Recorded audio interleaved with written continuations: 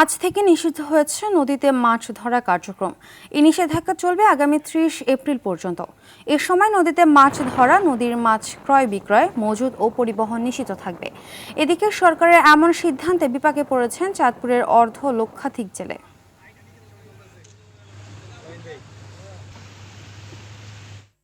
এ নিয়ে আরও জানাতে চাঁদপুর থেকে সরাসরি যুক্ত হচ্ছেন সহকর্মী শরীফ চৌধুরী।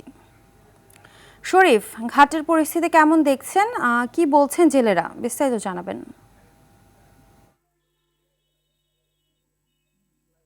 পারভিনা, যেমনটি বলছিলেন, আসলে চাঁদপুরের মতলব উত্তরের ষাটনল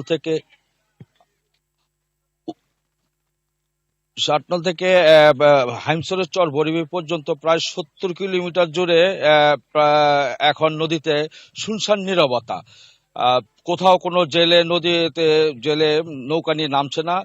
কোস্টগার্ড, নৌবাহিনী এবং নৌ পুলিশ, মৎস্য বিভাগ তারা গতকাল রাত 12টা থেকেই নদীতে টহল দিচ্ছে। কোথাও কোনো অভিযানে কোনো জেলেকে দেখা যায়নি।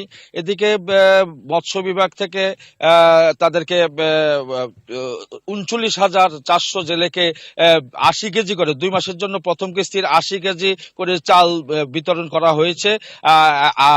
পরবর্তীতে আরো 80 কেজি করে চাল বিতরণ করা হবে। এছাড়া নদীতে কোন রকম অকারেন্স নেই, কারণ নদীতে জেলেরা নামেনি। জেলেরা তাদের নৌকা নিয়ে, জাল নিয়ে তারা গতকাল থেকেই ডাঙ্গায় তুলে রেখেছে। তারা এখন নদীর পাড়ে চিন্তা, মানে কপালে একটি ভাঁজ, কারণ তাদের কাছে এখন কিস্তির লোকজন তাদের কাছে হানা দিচ্ছে যে কিস্তির টাকা চাচ্ছে। কারণ তাদের এখন খুব অনেকটা বলা যায় যে অনেক জেলে বলছে যে তারা পালিয়ে বেড়াচ্ছে কিস্তির লোকের কাছ থেকে বাঁচার জন্য। অর্থাৎ মানে চাঁদপুরের অর্ধ লক্ষাধিক জেলে কিন্তু এই রকম দুরবস্থা তাদের মধ্যে বিরাজ করছে। ধন্যবাদ।